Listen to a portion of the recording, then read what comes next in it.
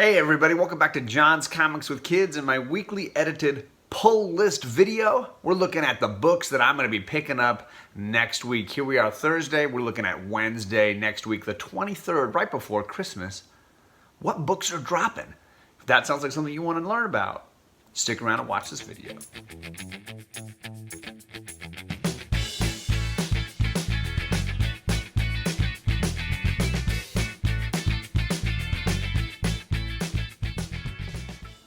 Considering we're this close to Christmas, it's kind of impressive that I have actually 6 guaranteed green lights that I'm picking up, 2 Marvel, 2 Indie, and 2 DC. Plus I got a couple of yellow lights you might want to check out. Started with DC last time, I'm going to do it again this time. We got Detective Comics 1033. This has been a great read. I think last week was a little bit more of a, 2 weeks ago, a little bit more of a filler issue. But this one is not. I have a feeling this is when we're going to get some big things happening. Damian and Bruce back together again, teaming up to rescue the rest of the Bat family from Hush and the villain Mirror. I think some big stuff's going to go down. I'm really enjoying this. The Bermejo covers are fire. Absolutely cool, although he's doing a bit of a peeping Tom thing here, Batman. You got to watch out for that. I love the bullet holes in the window as well. Super cool. So yeah, Detective Comics 1033, guaranteed green light. The other book I'm getting from DC is Last Gods issue 10. Also an absolutely fire book. Probably my favorite DC book these days. Just the art is amazing. We're getting near the end. 10, 11, and 12, people, the last 3 issues of this storyline. We've arrived at the Black Stairs. The history is coming back to haunt these characters. I'm excited to see how they try to rectify it now, going back to this place of horror all these years later. So definitely getting Last Gods, issue 10. All right, that's it at DC. Let's jump over to Marvel and see what we're getting there. I got 2 green lights at Marvel. Of course, I am getting Excalibur, my only mutant book this week, issue 16. I will say I've had a love-hate relationship with Excalibur. I read it from the start, and I liked some of the sort of Dungeons and Dragons elements they had going on here. It was like fantasy with mutants. But then it just got really slow, and a couple of really cool opportunities for story were sort of thrown aside, so I was disappointed. I got back into it with Ten of Swords, and I'm hoping it continues to be great. But this could definitely be a book that I drop if it just starts to get slow again. So I don't know how much I'm going to love Excalibur, but I'm definitely giving it this issue 16. My other green light at Marvel is King in Black issue 2. I really enjoyed issue 1. It was wild. Huge things went down. Venom, the follow-up story, was a little bit flat for me, so I'm hoping that this is a little more intense like issue 1 and we get a ton of cool things happening. A million covers for this. Always a million covers. I think it's Kirkham who did Kirkham did this cool homage to the death of Kraven. I love this Mike Zeck homage. Cool. And then also, there's some Michael Turner covers. So it looks like they went back and pulled from the Michael Turner archives to kind of put together a couple of different covers. One with the black suit and then one with the red suit as well. But I'm sure pretty much all of these are going to be like store exclusives. I don't know how many of these you're going to see at your local shop, but that might mean time to hunt around and look for some of those if you're really desperate to get these. The Kirkham cover is probably my favorite of all the variants, but I'm probably not going to go buy online. I'm probably going to get whatever my shop gets. So that's my 2 green lights. I have 1 yellow light for those Conan the Barbarian fans. There's a king-size Conan, #1, with a ton of variants and a ton of covers going on here. The 50th anniversary of Conan with Marvel, and I think they really want to celebrate just that history of the character.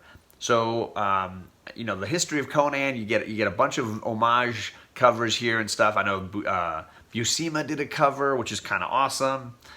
If you're a Conan fan, yeah, you're going to want to check this out and want to get this. I'm in the middle on Conan. Sometimes I like, sometimes I don't.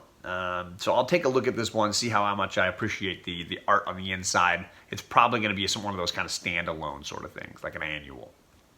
That's it for Marvel. That's it for DC. It's time for some indies. All right, I got 2 Greenlight indies. The first one is Boom Studios' Something's Killing the Children. I think we're on issue 13 now, lucky 13.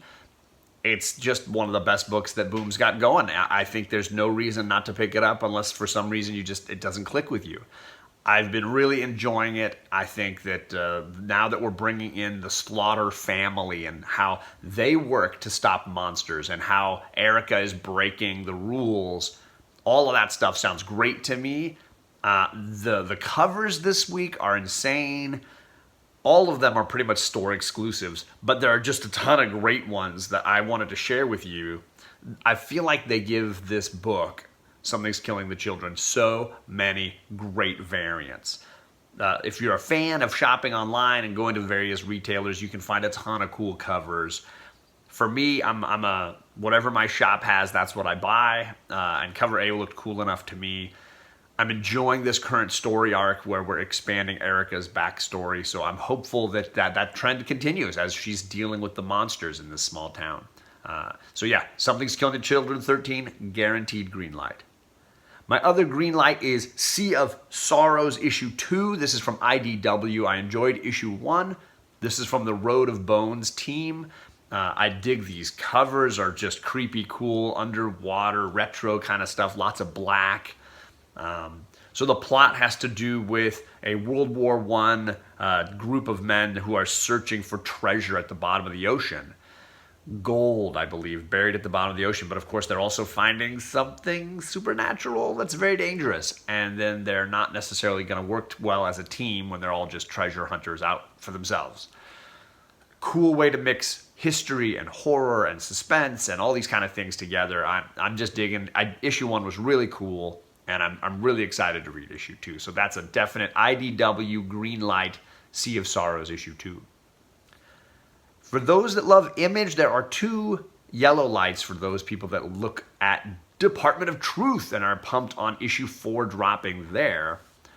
I didn't love issue 1, mostly just because I don't want more conspiracy theory stuff floating around me these days. It seems like that's all that anybody wants to believe anymore. But the artwork for this book is really cool. The idea has some interest to it, so I might read a trade down the road somewhere. The variants are fire this week. There's a Lemire cover that's like just creepy. It's supposed to look like somebody with their ballpoint pen drawing it in their journal in history class or whatever. That's just a cool variant. So if you could find that one and you're a Department of Truth fan, yeah, you're buying that. Also, Trad Moore, an amazing artist from Silver Surfer Black. He's doing a variant. Most of these, again, I think are exclusives online, but dude, if you're into this book and you don't mind going and buying from an exclusive shop, why not? These are great covers. So yeah, Department of Truth issue 4 is dropping. Hey guys, I forgot to mention Philadelphia. That was my other Image book that I was going to recommend to you guys. I'm reading it in trade. It's an awesome book. Rodney Barnes is doing a great job there. I think they're working on a TV series version of it. This is issue 11. History, horror, cool original kind of art style. If you haven't been reading this Image book, Philadelphia, I say just pick up that $9.99 trade. You're going to love it. I'm personally getting ready for trade number 2 to drop so that I can be caught up completely. This is a great book. So those Philadelphia fans, get ready for issue 11. It's my other Image book that you need to read this week. So sorry I forgot that one. Now back to the show. That leaves me over with one last book. This book is called The Picture of Everything Else. It's a Source Point Press book, I believe. Or maybe it's Vault. I'm sorry, I can't remember. I'll probably put a little label on the bottom here. But it's a number 1 that uses the story of Portrait of Dorian Gray, this classic novel you might have read in high school about a man who has a portrait that ages and he doesn't. He stays young forever.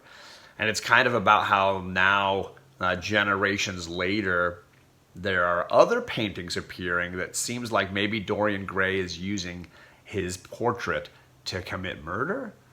And there are some treasure hunter characters involved who are solving this mystery of the unusual paintings they're finding. So it's called the Picture of Everything Else, issue 1. It's by the guys that did Coffin Bound and what is it, the other one they did, Lucifer.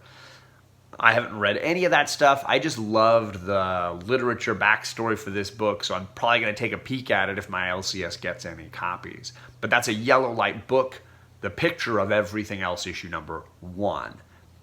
And that's it for me, folks. It's a lighter week, 6 guaranteed green lights, 2 Marvel, 2 DC, 2 Indie, and then a couple of yellow lights that I'll probably take a peek at. As always, you guys are the best commenters. I just can't tell you how much I appreciate the comments. They're so awesome and give me lots of cool ideas to pick up. So when my shop does a 50% off, I go through and try to buy a bunch of the things you all have been recommending. Recently, I snagged Endless Winter because of you all recommending it, so I got issue number 1 of that to read and enjoy, and I'll try to recommend it to you if I enjoy it next time on the pull list. We'll be back again next week. I'm not sure how busy a week it'll be that last week of the year. Might not be the best for getting new books. Remember, we are part of Tag Team Thursday. You might have just come from Rod the Rican's show at 6:30 Eastern. 6:45 is my premiere for this video, and then on to 7 o'clock at Old Wolf's channel. So if you roll on from there, you can catch the link in the chat down below. Thanks everybody for coming by, and I'll see you again soon for the next pull list.